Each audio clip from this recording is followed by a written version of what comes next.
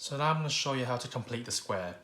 And by that I mean we take an expression like this, ax squared plus bx plus c, and turn it into an expression like this. Got x plus d squared plus e, where d and e we're not quite sure of what it is yet. And you might be wondering why we need to even do this, but like factorization, we can use it to solve for x. So when we have an expression or an equation like ax squared plus bx plus c is equal to 0, like factorization, we can use it to solve for x, or we can put it in this form and solve for x. And it is also quite useful to help us draw graphs, which I will show you in a later video.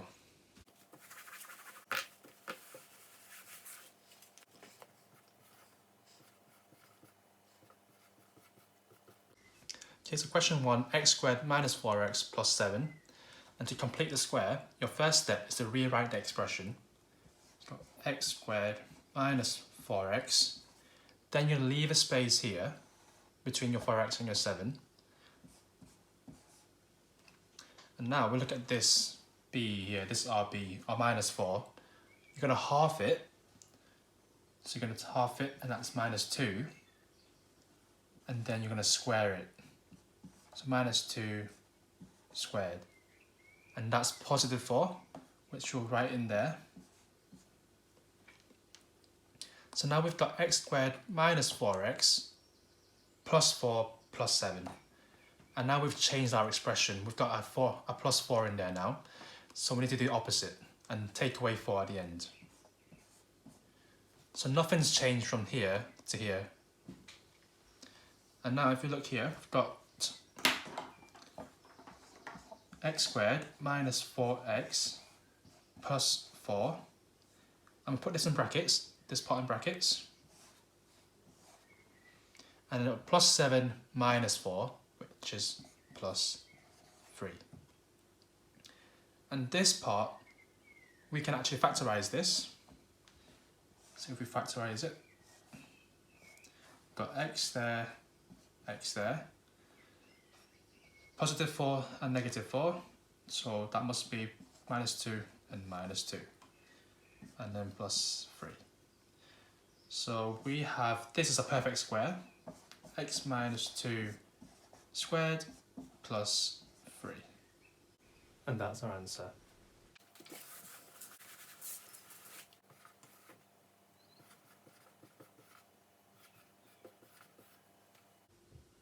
Okay, sum of the question. Question 2, x squared minus 12x plus 20. You're going to rewrite your expression first. You'll leave a space in between these two, plus 20. Then your b term is your minus 12. You're going to halve that, so divide it by 2, and we get minus 6. And then you're going to square this, and that is plus 36. Put your plus 36 in there. And because we've added 36, we need to take it away. So nothing has changed. Okay, and then we can put brackets around this part. This should always be a perfect square. So it should be plus 36, so 6 times 6, and minus 6 is negative 12. So it should be x minus 6 squared plus 20 minus 36, that's minus 16. That's the answer, you completed the square. And to double check this, we can expand it. So we've got x minus 6 minus 16. That should be x squared minus 12x plus 36 minus 16, x squared minus 12x plus 20. And that's the same as we had at the start. So this is what you want.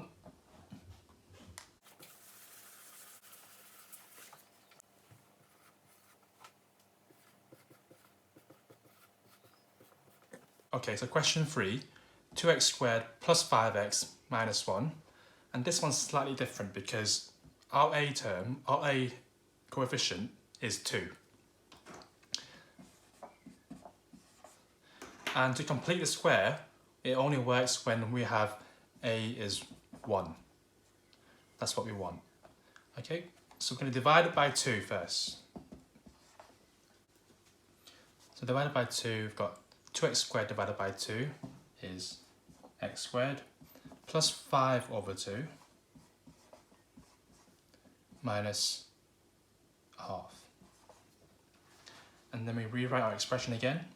So we have x squared plus 5 over 2x, leave a space, minus a half. And then look at this 5 over 2, we half it, so we get plus 5 over 4, and then we square it. Then we add this in there, got plus 5 over 4 squared minus a half, and because we've added this, we need to take it away. Minus 5, 4 squared. Okay. So then we can rewrite our expression. We have x squared plus 5 over 2x plus 5 over 4 squared minus a half minus 25 over 6. That's going to be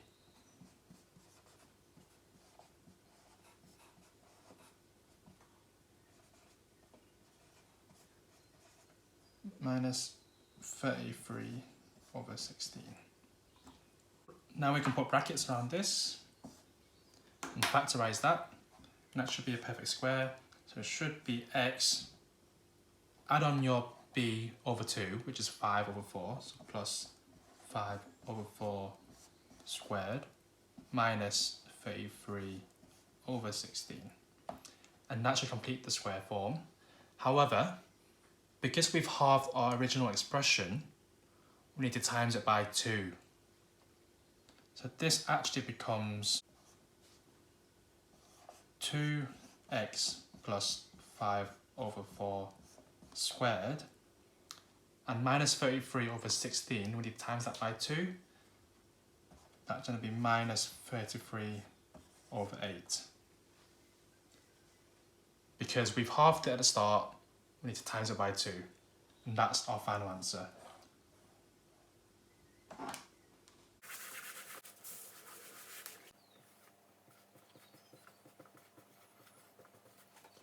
So question 4 got 4x squared plus 40x minus 5. Our a is 4 and we need it to be 1. So we're going to divide it by 4 throughout. So we've got x squared plus 10x minus 5 over 4. Then we complete the square. So rewrite our expression. We've got x squared plus 10x, leave a space, minus 5 over 4. And we're going to half this b, which is plus 10. So half 10 is 5. So we've got positive 5. And then we're going to square it. So positive 5 squared is plus 25. So if it was in brackets and it was a fraction, I'll leave it in a fraction. But because it's a nice number, it's 5, I'm going to put 25. So because we've added 25, we need to minus 25. So minus 25 there. And then we can put this in brackets.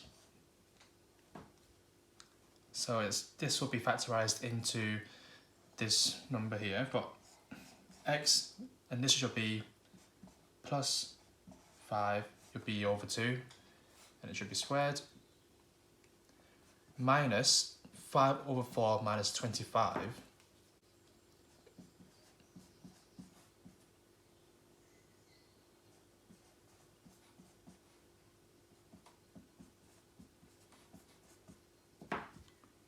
minus 105 over 4. So this would normally be your answer, but because we've divided by 4, we need to times it by 4 to get back to our original equation. 4x plus 5 squared minus 105 times 4, 105 over 4 times 4, sorry, leaves us that. And that's our answer.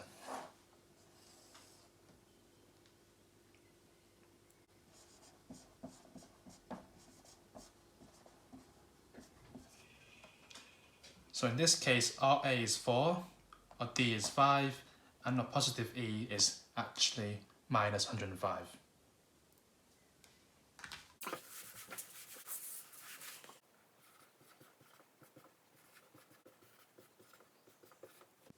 Now I'm going to show you algebraically how we can define D and how we can define E. So at the start we said when we have an expression like this, ax squared plus bx plus c, we want a to be 1, so we divide it by a. So divided by a, we get x squared plus b over a x plus c over a.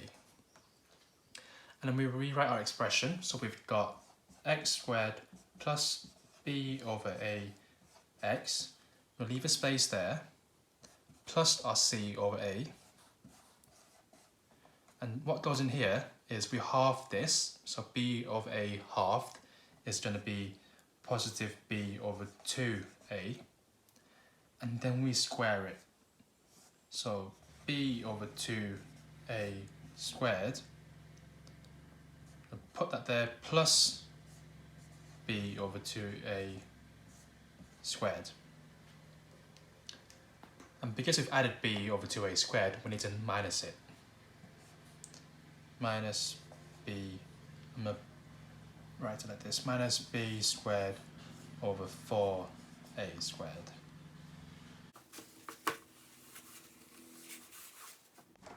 Okay, and now I'm going to put brackets around this and that. So this should be a perfect square, which would be x plus your b divided by 2, which is b over 2a squared, plus this big term here, c over a minus b squared over 4a squared. Because we divided by a at the start, we need to times through by a, so we don't change anything. A times x plus b over 2a squared plus c divided by a times that by a, that's just c. And if we have minus b squared a over 4a squared, then that just cancels with one of the a's down here. Like that. So we're now left with this.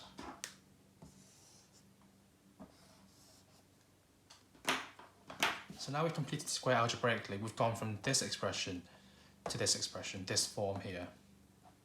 And as you can see, D is this one here. So D is actually defined as your B over 2A, and your E actually is this. So your E is equal to C minus B squared over 4A. And we can test this out.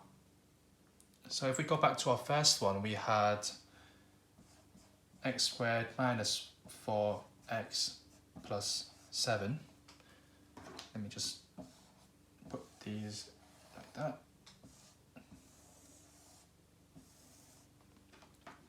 And we want it in this form here.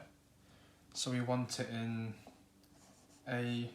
ax plus d squared plus e. Then we know that a is just 1, there's nothing there, so a is just 1. Got x plus d, and d we knew is b over 2a.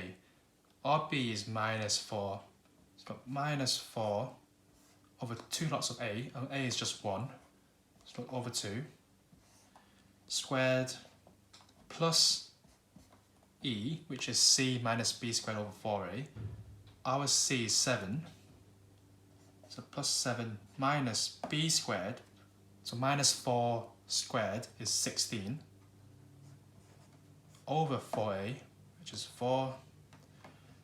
So simplify that, we've got x plus, got x minus 2 squared plus 7 minus 16 over 4, that's 7 minus 4, which is 3. So that's the same answer as we had at the start. So this is our formula for D, and this is our formula for C. I wouldn't suggest memorizing that because you can forget sometimes in exams, and also in exams they might want to see you working out. So if you just use this formula and this formula, you might lose a lot of marks through methods. So yeah, I would definitely recommend doing the actual working out for it.